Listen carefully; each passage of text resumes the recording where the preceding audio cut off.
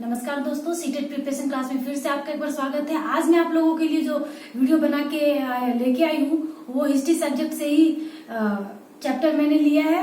इससे पहले भी मैंने हिस्ट्री से ही बताया है आपको चैप्टर, जो कि चैप्टर 1 में मैंने बताया है वो पूरा पाषाण काल, मध्य पाषाण, नव पाषाण काल, ये सब पायलेथिक, मेसोलिथिक और नियोलिथिक एज के बारे में मैंने आपको बताया है। ईसा पूर्व, ईस्वी, ये सब कुछ के बारे में मैंने आपको पहले चैप्टर में कवर किया है, जहां से हमारा इतिहास शुरू होता है।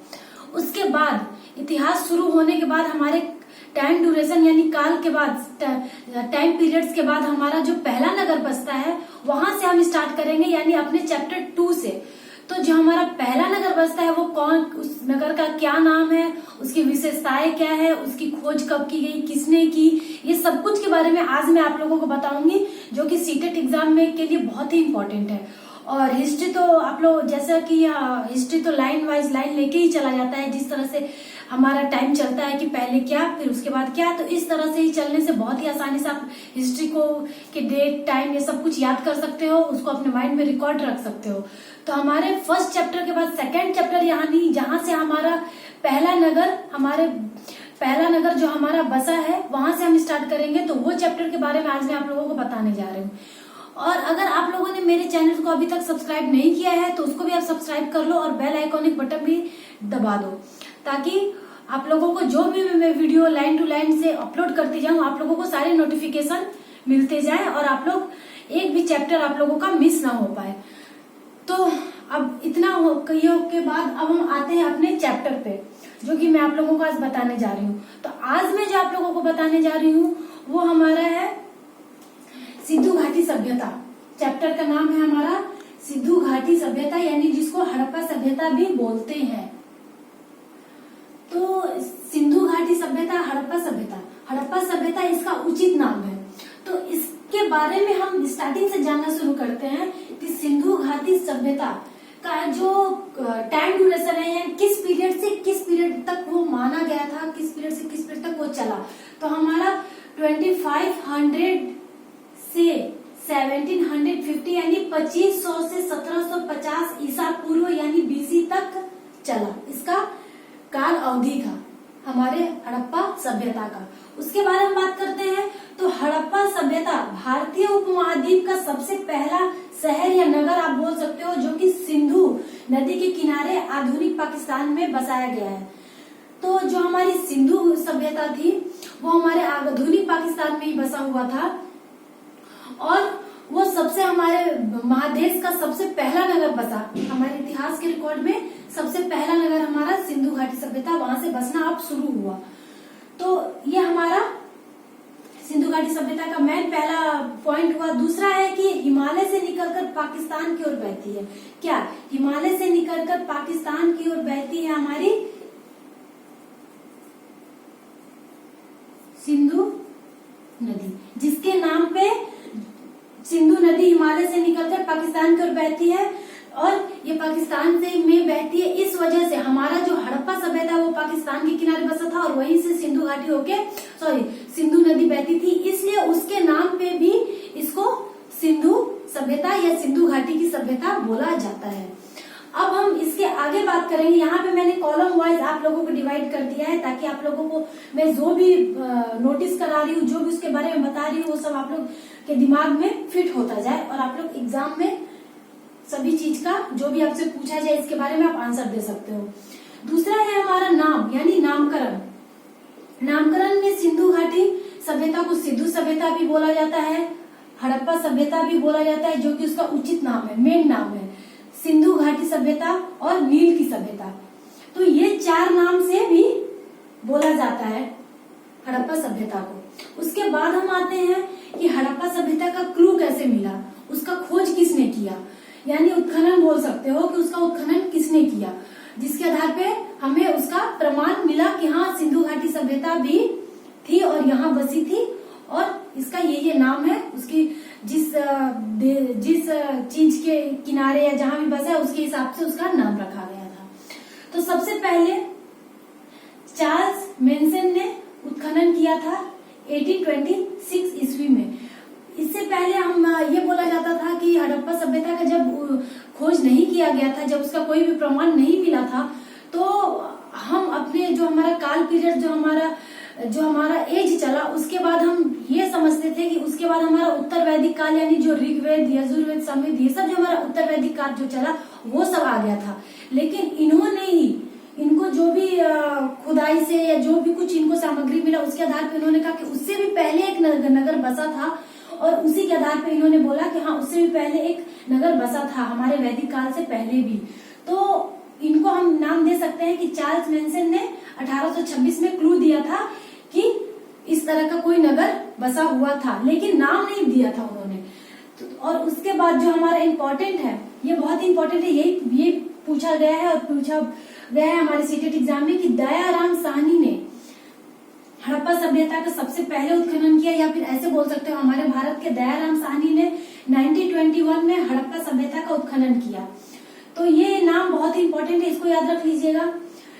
और तीसरा यानी मोहनजोदड़ो का, हड़प्पा सभ्यता के अंतर्गत ही जो हमारा मोहनजोदड़ो आता है, वो मोहनजोदड़ो का उत्खनन के बारे में भी पूछा जाता है। तो उसका उत्खनन राखल दास बनर्जी ने किया और मॉर्टिमर हिलर ने भी किया, और पाकिस्तान के रिल्का नाजिर ने भी किया, जो कि 1922 में ईस्वी में किया था। तो ये मोहनजोदड़ो के बारे में अगर उत्खनन के बारे में पूछा तो आप लोग ये नाम ले सकते हो, ये तीनों नाम। उसके बाद हम आते हैं लोथल पे। तो लोथल जो हमारे गुजरात में स्थित है अभी आज के टाइम में हमारे भारत में, तो वहाँ उसका उत्खनन रंगनाथ राव ने किया था 1957 ईस्वी में।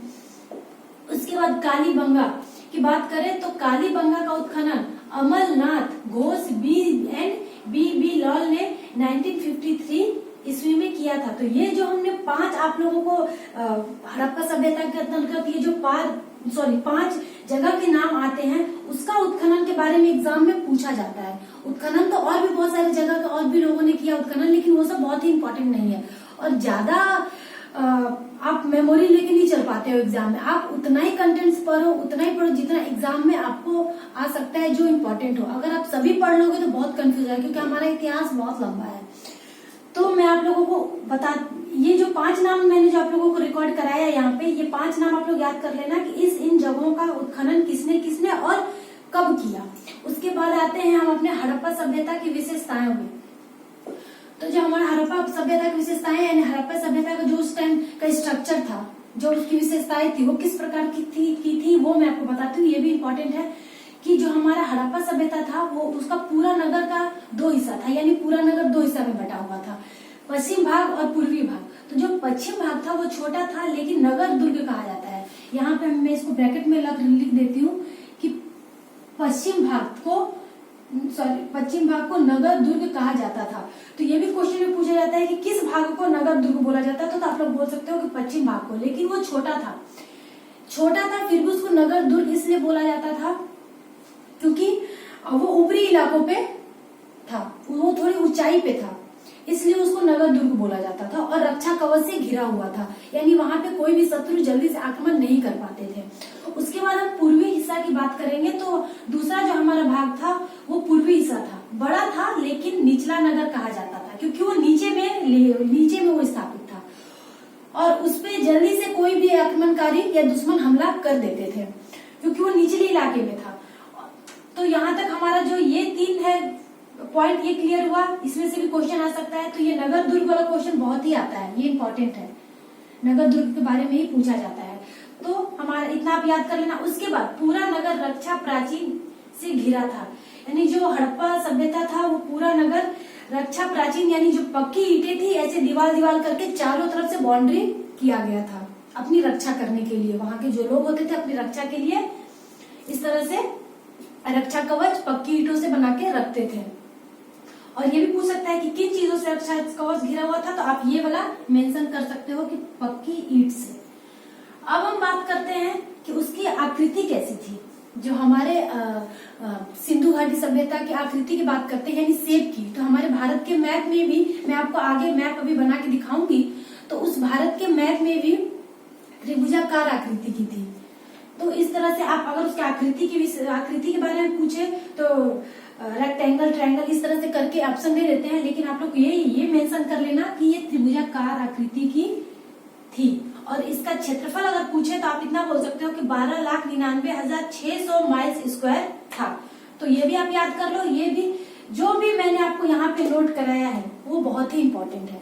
और ऐसा भी नहीं कि आप लोग बहुत कंफ्यूज हो पाओगे, बहुत कंफ्यूजन होने की बात ही नहीं है, क्योंकि मैंने उतना ही ऐड किया है जितना आप लोगों को करना है। तो इतना आप लोग कर लो तो आप लोगों के माइंड में ये सब कुछ फिट हो सकता है। और कॉलम वाइज आप लोगों को बना के मैं दिखाई हूँ, तो आप लोग आराम से सब कुछ कर सकते हो।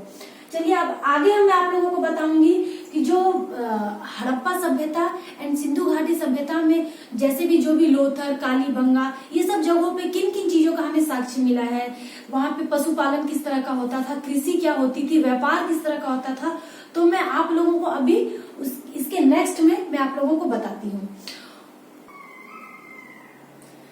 तो अब उसके बाद हम ये पढ़ेंगे कि उस टाइम का नगर योजना कैसा था, धार्मिक जीवन कैसा था, आर्थिक स्थिति क्या थी, और आर्थिक स्थिति के अंतर्गत जो आयात निर्यात हमारा व्यापार है उसमें क्या क्या चीजें आयात और निर्यात की जाती थी, उसके बाद मोहरें किस तरह की पाई जाती थी, और हमारा साक्ष्य किन किन जगहों पे क्या क्या पाया गया। तो ये सभी चीज हम पढ़ेंगे। ये सभी चीज आप लोग याद रखना। अभी मैंने आपको लिख के बता दिया है, इसमें से ये सभी इंपॉर्टेंट है, एग्जाम में पूछे जाते हैं। मैंने सभी बहुत ज्यादा इसमें ऐड नहीं किया है क्योंकि आप लोग भी कंफ्यूज हो जाते हैं, इसलिए इम्पोर्टेंट ही मैंने ऐड किया है जो एग्जाम्स में पूछे गए हैं। तो पहले बात करते हैं कि जो हमारा जो तो और एक बात कि जो हमारा ये हड़प्पा सभ्यता है, जो हमारी सिंधु घाटी सभ्यता है, वो इस तरह से मैंने इंडिया का मैप बनाया है, और ये हमारा जो है पाकिस्तान है, यानी जो आधुनिक पाकिस्तान जो हमारे इंडिया से भी अलग हो गया है। तो जो हमारी सिंधु घाटी सभ्यता है वो हिमालय से होके, मैंने बताया था कि हिमालय से निकलकर वो पाकिस्तान की ओर बहती है। यानी देखिए इस तरह से ये हमारा ऊपर की साइड में हिमालय हो गया, और ये सिंधु नदी जो कि इस तरह से ये निकल के इस तरह से पाकिस्तान की ओर बह रही है। तो इसी के आधार पे इसका नाम सिंधु घाटी सभ्यता रखा गया। और ये इसकी जो हमारा जो सिंधु घाटी सभ्यता है उसका जो शेप है, ये देखिए इस ट्रायंगल की तरह है। इस मैप में आपको मैंने मैप दिखाने का यही है कि ये वेस्ट के साइड में, पाकिस्तान के साइड में इसका जो हमारा सिंधु घाटी का सभ्यता का जो आकार बनता है वो त्रिभुजाकार बनता है, वो इस तरह से है।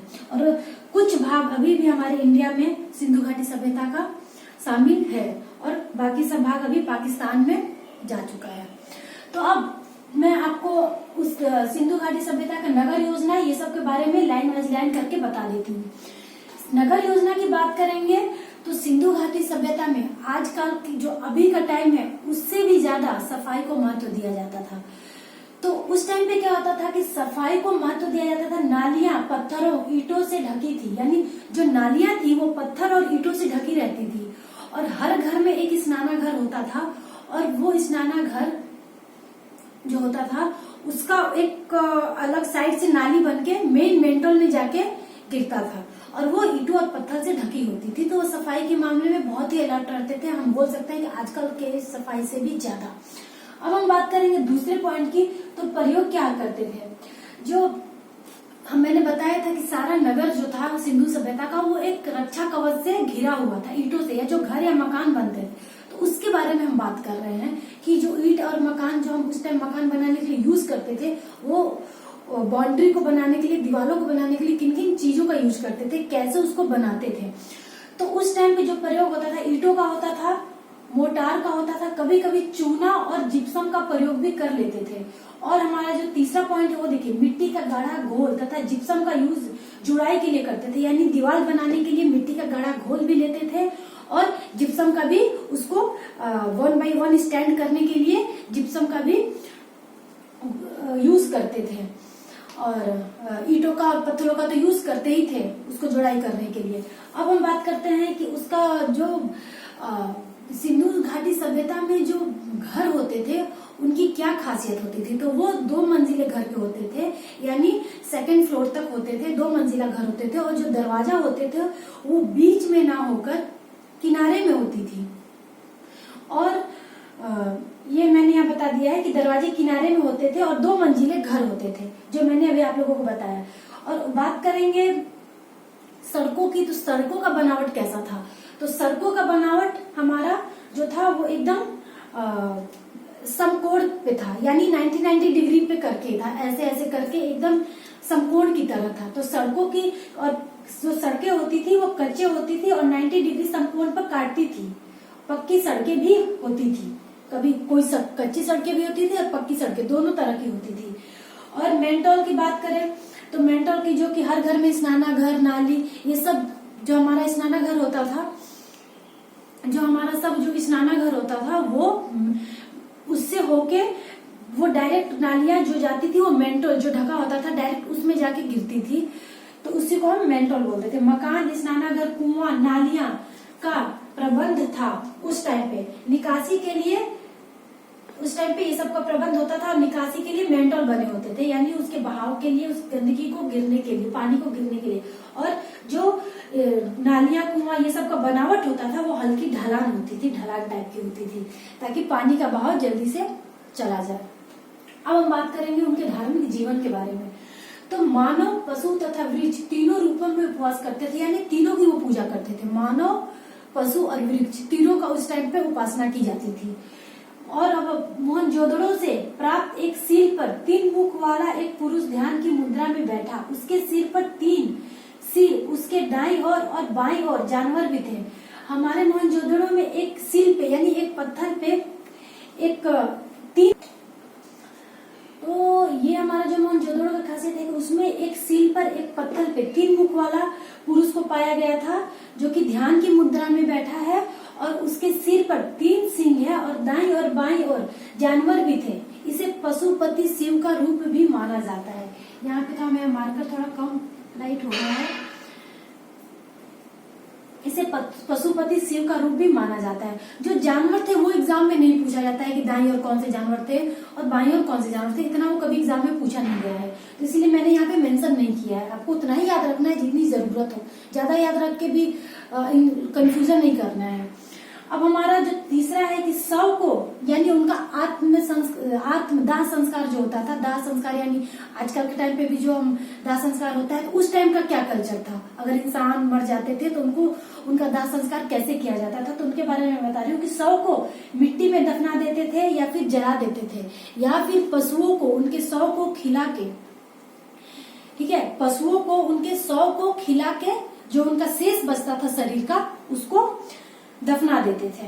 तो ये आजकल का सिस्टम है कि दफना भी देते थे और जला भी देते थे। और एक और था कि पक्षियों को उनके शरीर को खिला के बचे हुए अवशेष को भी दफना देते थे। तो यहाँ तक हमारा धार्मिक जीवन और नगर योजना ये दोनों क्लियर हुआ। अब हम बात करेंगे आर्थिक स्थिति की कि वहाँ की आर्थिक स्थिति कैसी थी। तो आर्थिक स्थिति वहाँ की के अंदर हमारा कृषि आएगा, उसके बाद पशुपालन आएगा, उद्योग आएगा, और उद्योग में आयात और निर्यात क्या क्या चीजें होती थी वो सब आएगा। तो वो सब भी मैंने यहाँ पे बताया है। तो ये कृषि के अंतर्गत जो आता है कि उस टाइम पे किस किस चीजों की कृषि होती थी, तो जौ, मटर, गेहूं, तिल, सरसों और कपास, यानी कपास को सीडन भी बोलते हैं, की खेती होती थी।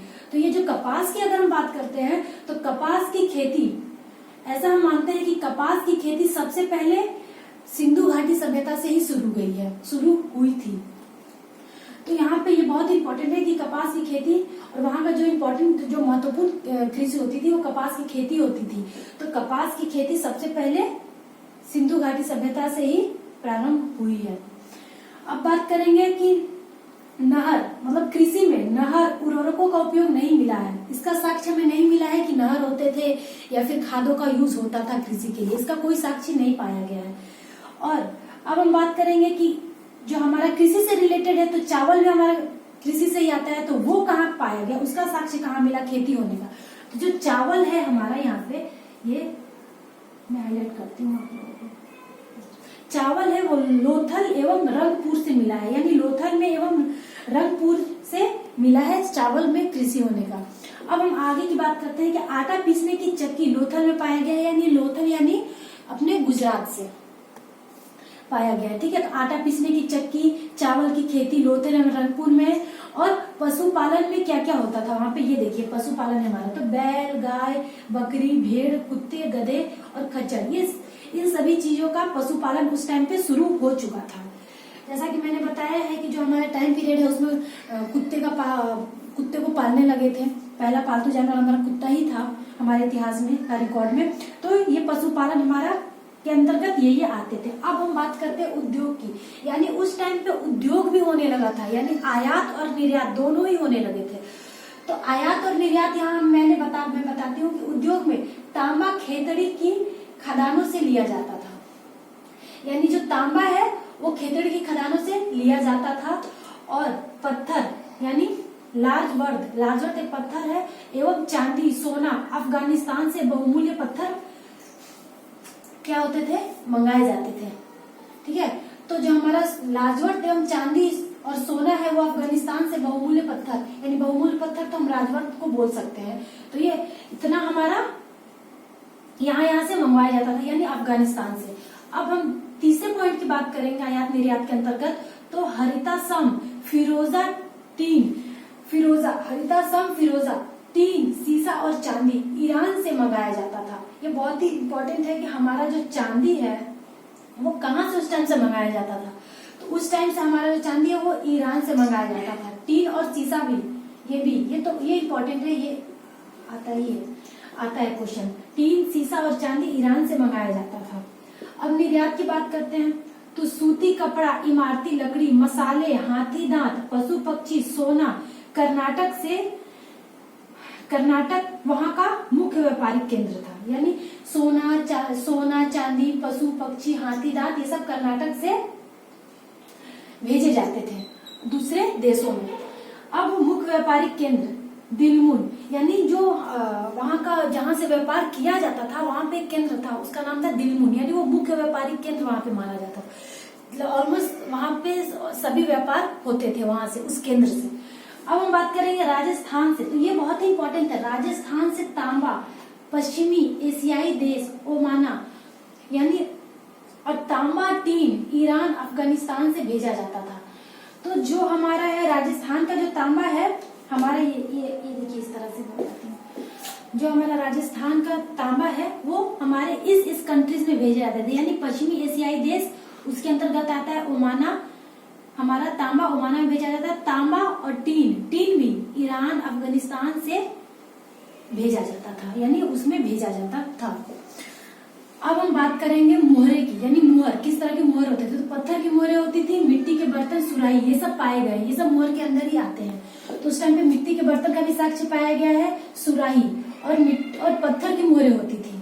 तो जो हमारे मुहरे है वो पत्थर की होती थी। ये पूछे मुहरे के बारे में तो पत्थर की ये मेंशन कर देना। मिट्टी के बर्तन भी पाए जाते थे, सुराही भी पाई जाती थी। अब सुराही की हम बात कर रहे हैं यहाँ पे, तो एम्फोरा इस तरह का क्वेश्चन आता है कि एम्फोरा के बारे में पूछता है कि एम्फोरा क्या है, उसकी खासियत क्या होती है। तो एम्फोरा एक तरह का सुराही है जिसमें कि वो घड़े की तरह होता है और हैंडल लगा रहता था दोनों साइड, तो उसको हम एम्फोरा बोलते थे। और लाल मिट्टी के बर्तन भी पाया जाता था। तो ये सभी हो गया हमारा मुहर के अंतर्गत आ गया। अब साक्ष्य, यानी जो भी साक्ष्य है, यानी किन किन जगहों पे क्या क्या चीजें जो खासियत समान है वो पाया गया था उस टाइम पे, सिंधु घाटी सभ्यता के टाइम पे। तो काले रंग की चूड़ी, ये काले रंग की चूड़ी यानी काला है, तो आप ऐसे याद रख सकते हो कि कालीबंगा राजस्थान में है, जो राजस्थान से है, जो कि गंगानगर में स्थित है। तो काले रंग की चूड़ी कहाँ पे पाई जाती थी, तो कालीबंगा के राजस्थान में, जो कि गंगानगर में है। और हवन कुंड और अग्नि कुंड भी यही पाया गया था। अब हड़प्पा मोहनजोदड़ो, तो ये हमारा हवन कुंड, अग्नि कुंड कालीबंगा में पाया गया था, और काले रंग की चूड़ी।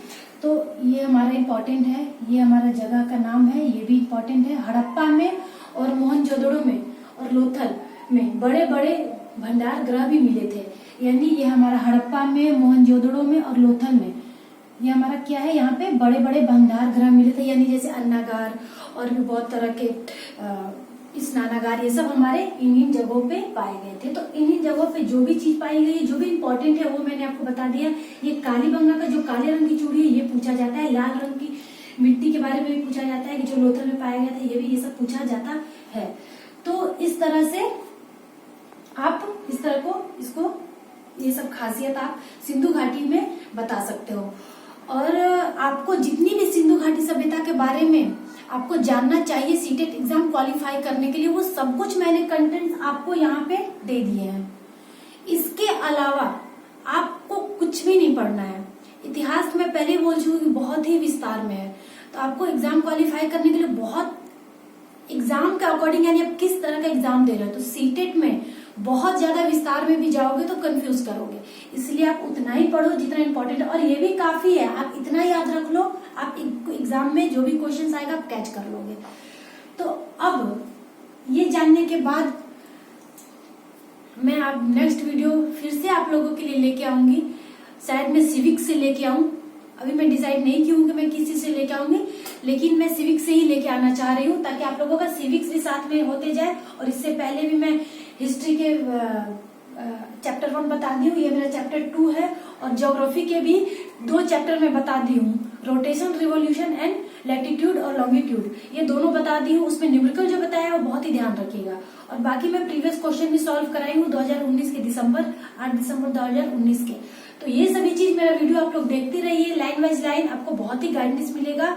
और अगर आप लोगों ने सब्सक्राइब नहीं किया है तो सब्सक्राइब कर दो, और जो भी मैं सिखा रही हूँ उसको सीखो, एग्जाम में आप लोग जरूर क्वेश्चंस कर पाओगे, बहुत ही ज्यादा अटेम्प्ट कर पाओगे, क्योंकि बहुत ही इंपॉर्टेंट कंटेंट मैं आप लोगों को बताती हूँ। आप लोग प्रीवियस क्वेश्चन अपने से भी सॉल्व करके देखना, जो मैं बताती हूँ बहुत ही मैच करेगा क्वेश्चंस। तो फिर मिलते हैं अपने नेक्स्ट वीडियो के साथ, तब तक के लिए bye bye, thank you so much.